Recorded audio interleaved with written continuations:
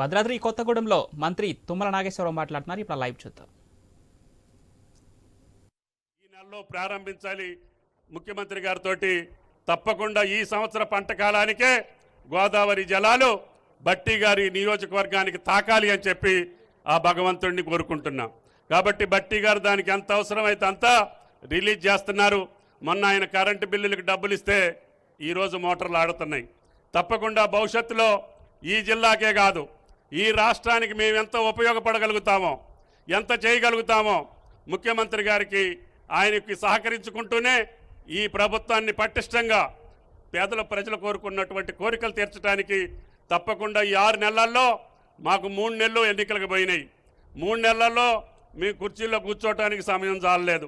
నిన్నటి నుంచే పరిపాలన ప్రారంభమైంది. కాబట్టి దయచేసి మీరు కూడా అర్థం చేసుకోవాలి.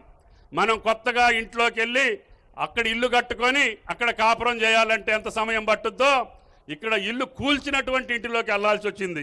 కాబట్టి కూల్చిన ఇల్లు లేపటం, మళ్ళీ దాన్ని బాగు చేయటం, దాంట్లో కాపురం పెట్టి సంసారం సాగాలంటే కొంత కష్టమే ఉంది.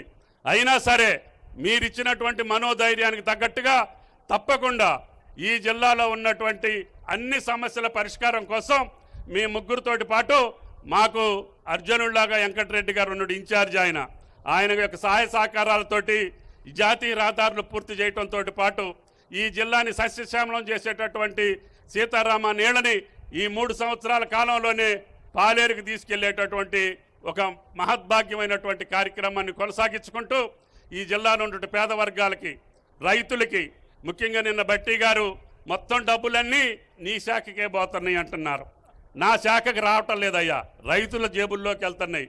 వాళ్ళ కష్టాలు తీర్చడానికి మీరే పంట రుణాలు మాఫీ చేస్తామని 2 లక్షలు చేస్తామని మాట ఇచ్చారు. కాబట్టి మీ మాట నిలబెట్టడం కోసమే నేను 30,000 కోట్లు అడుగుతున్నా. దీని తర్వాత రైతు భరోసా ఉంది, అది కూడా మీ భుజ స్కంధాల మీదనే ఉంది. అందరు రైతు లోకానికి కూడా నేను చెప్తున్నా, పంట రుణాలు ముఖ్యమంత్రి గారి మాట ప్రకారం బట్టి గారు తీర్చడానికి సిద్ధంగా ఉన్నారు. దాని తర్వాత రైతు భరోసా మీద కూడా గతంలో జరిగినటువంటి పద్ధతుల్ని మీ అందరి యొక్క అభిప్రాయాలు తీసుకుంటున్నాం. ఇప్పటికే రైతులందరిని అడుగుతున్నాం, ప్రజాప్రతినిధులను కూడా అడుగుతున్నాం. ఎవరు దీని మీద సరైనటువంటి సూచనలు సలహాలు ఇస్తే అందరికీ న్యాయం జరిగేటట్టుగా, ముఖ్యంగా పంట పండించేటటువంటి రైతుకి మేలు జరిగేటట్టుగానే ఈ పథకాన్ని రూపొందించాలనేది ముఖ్యమంత్రి గారి యొక్క కోరిక. ఆ కోరిక తగ్గట్టుగా పంట వేయినటువంటి భూములకి, పడావు భూములకి డబ్బులు కాకుండా పంట వేసినటువంటి నిజమైనటువంటి కష్టపడ్డటువంటి రైతుకి ఇవ్వాలనేది ప్రభుత్వం యొక్క లక్ష్యం. దాన్ని తప్పకుండా కొద్దిగా ఆలస్యమైన ఆ విధి విధానాల రూపకల్పనలో బట్టి గారి ఆధ్వర్యంలో కమిటీ ఉంది. నేను, పొంగులేటి గారు, అదేవిధంగా శ్రీధర్ బాబు గారు కూర్చొని అందరి అభిప్రాయాలు తీసుకుంటున్నాం. తప్పకుండా మీ అభిప్రాయాలకు అనుగుణంగా ముందుకెళ్తామని చెప్పి విజ్ఞప్తి చేస్తున్నాం.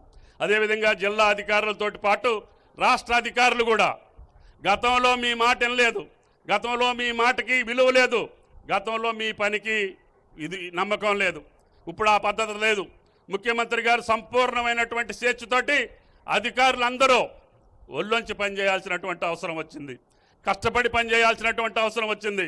ప్రజల కోరికలు తీర్చేటటువంటి బాధ్యత మన మీద ఉంది. కాబట్టి మీరందరూ సహకరించాలని చెప్పి కొత్తగా వచ్చినటువంటి జిల్లా కలెక్టర్ గారు, ఎస్పీ గారు, ఈ యొక్క జిల్లా మీకు విభిన్న స్వరూపాల్లో ఉంటుంది. ఒక పక్క ఛత్తీస్గఢ్ ఉంటుంది, ఒక పక్క ఒరిస్సా ఉంటుంది, ఒక పక్క ఆంధ్రప్రదేశ్ ఉంటుంది, ఒక పక్క మనం ఉంటాం. ఈ రకంగా అన్ని విభిన్న సంస్కృతులు కలిగినటువంటి ఈ జిల్లా అన్ని రంగాలతోటి ముందుకు పోవటం కోసం నా శాఖాపరంగా ఈ యొక్క ఆయిల్ ఫామ్ని పెద్ద ఎత్తున విస్తరించి తెలంగాణ మొత్తాన్ని కూడా రేపు రాబోయే 4.5 సంవత్సరాల్లో పామ్ ఆయిల్ ఎక్కడే ఉందంటే అది కొత్తగూడెం జిల్లా అని చెప్పేటట్టుగా మీకు పేరు తీసుకొచ్చేటటువంటి బాధ్యతని నేను తీసుకుంటానని చెప్పి విజ్ఞప్తి చేస్తున్నా.